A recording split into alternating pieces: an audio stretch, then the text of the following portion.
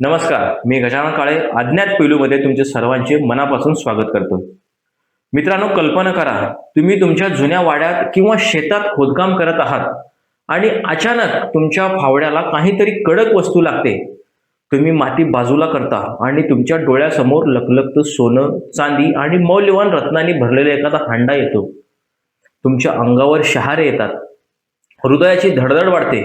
हे दृश्य एखाद्या सिनेमेसारखं वाटत असलं तरी हे मानवी इतिहासात अशा अनेक गोष्टी घडल्या आहेत जिथे सामान्य लोकांना अकल्पनीय खजिने मिळाले आहेत. पण खरोखरच गुप्तधन असतं का, की या फक्त आजीबाईच्या गोष्टी आहेत? आजच्या विशेष भागात आपण गुप्तधनाच्या अशा न उलगडलेल्या रहस्यांचा वेध घेणार आहोत. आपण या व्हिडिओमध्ये पाहणार आहोत भारतात आणि जगभरात सापडलेले सर्वात मोठे खजिने कोणते. काय आज ही पृथ्वीच्या पोटात अब्जावधीचा खजिना दडलेला आहे का? विज्ञान गुप्तधन शोधण्यासाठी कशी मदत करतं? आणि सर्वात महत्वाचं, जर तुम्हाला खजिना मिळाला तर तो तुमचा होतो की सरकारचा? या सर्व बाबीवर आज या व्हिडिओमध्ये चर्चा करणार आहोत.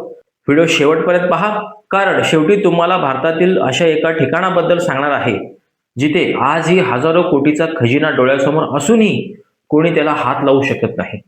नेहमीप्रमाणे आपण या माहितीसाठी अधिकृत आणि जागतिक स्तरावरील संस्थांच्या अहवालाचा आधार घेतला आहे. पहिला आहे भारतीय पुरातत्व सर्वेक्षण.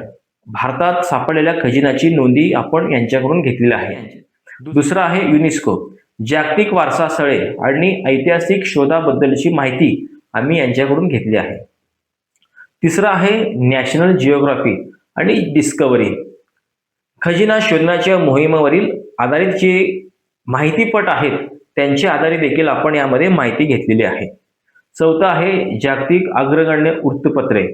यामध्ये द गार्डियन आणि दुसरा आहे टाइम्स ऑफ इंडिया.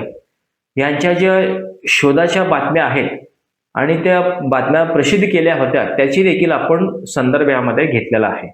आपल्या मनामध्ये प्रश्न पडला असेल की पूर्वीच्या काळी गुप्तधन जमिनीमध्ये का ठेवलं जायचं? प्राचीन काळी राजे आणि महाराजे किंवा श्रीमंत लोक ज्यावेळी आक्रमण व्हायचे त्यावेळी आपलं सोनं चांदी हे गुप्त तळघरात किंवा जमिनीमध्ये लपवून ठेवायचे, जेणेकरून त्यावर शत्रूचं नजर पडणार नाही. दुसरं म्हणजे पूर्वीच्या काळी आज सारख्या बँक नव्हत्या, त्यामुळे आपली संपत्ती सुरक्षित ठेवण्यासाठी जमीन हा सर्वात मोठा लॉकर होता. तिसरं म्हणजे अनेक संस्कृतीमध्ये अशी मान्यता आहे की व्यक्तीच्या मृत्यूनंतर तिची संपत्ती तिच्यासोबत गाडल्यास ती तिला परलोकात मिळते. इजिप्तची पिरामिड हे त्याचं सर्वात मोठं उदाहरण आहे. आता पाहूया भारताला सोन्याची चिडिया का म्हणायची याची काही पुरावे पाहूया. पहिला आहे पद्मनाभम स्वामी मंदिर. हे केरळामध्ये आहे. हे भारतातच नाही तर जगातील सर्वात श्रीमंत ठिकाण मानलं जातं. 2011 मध्ये सुप्रीम कोर्टाच्या आदेशानुसार मंदिराची तळघरे उघडण्यात आली. तिथल्या एकाच तळघरात 1,00,000 कोटी रुपयाहून अधिक किमतीचं सोनं, चांदी, हिरे, माणके आणि प्राचीन नाणी सापडली. एका अंदाजानुसार मंदिराच्या सर्व तळघरामध्ये एकूण 10,00,000 कोटीहून अधिक संपत्ती असू शकते. ही विज्ञानासाठी आणि इतिहासासाठी सर्वात मोठी रहस्य आहे. दुसरा आहे गंगेडावल्ली खजिना. हे तेलंगणामध्ये आहे. 2021 मध्ये एका शेतकऱ्याला शेतात काम करत असताना 15 प्राचीन सोन्याच्या आणि चांदीच्या नोटांनी भरलेला हंडा सापडला. हे गुप्तधन काकतीय राजसाम्राज्याच्या काळातील असल्याचं मानलं जातं.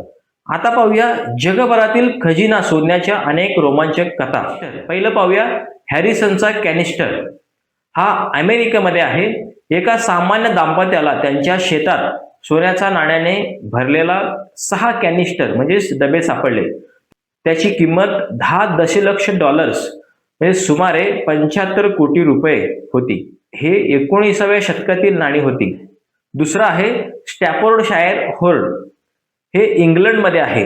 एका व्यक्तीला मेटल डिटेक्टरने मेटल शोधताना 3,500हून अधिक सोन्याच्या आणि चांदीच्या वस्तूचा साठा सापडला होता.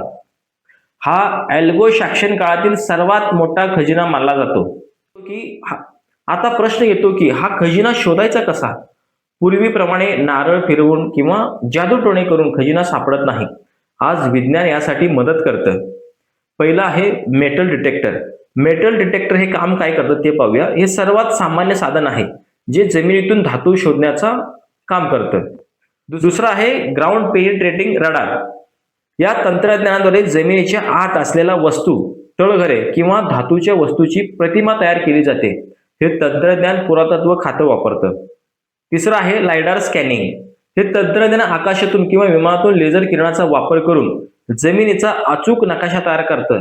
हे अनेकदा घनदाट जंगलामध्ये लपवलेले शहरे किंवा वस्तू शोधण्यासाठी वापरलं जातं. जर तुम्हाला एखादा खजिना सापडला तर तो तुमचा होणार का?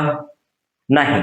भारताचा द ट्रेझर ट्रोल ऍक्ट 1876 नुसार जर तुम्हाला तुमच्या जमिनीत आणि कुठेही 10 लाखापेक्षा जास्त किमतीचा खजिना सापडला तर तो सरकारचा मानला जातो.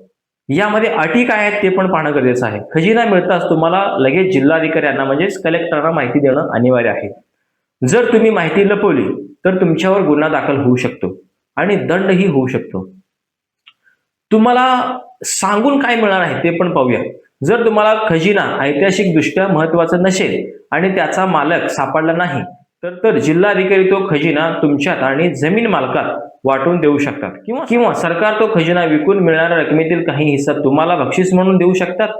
पण खजिना स्वतःच्या ताब्यात ठेवणं हे बेकायदेशीर आहे. मित्रांनो, गुप्तधन हे खरोखरच न उलगडलेलं रहस्य आहे. पृथ्वीच्या पोटात आजही अब्जावधीचा खजिना दडलेला आहे. पण तो शोधण्यासाठी केवळ नशीब नाही तर विज्ञान आणि कायद्याचा अभ्यास असणे गरजेचे आहे.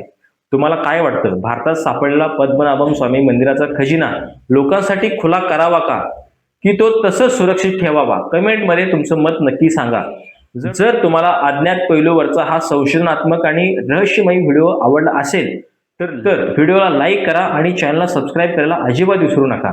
मी गजानन काळे तुमची रजा घेतोय. पाहत रहा अज्ञात पैलू. धन्यवाद.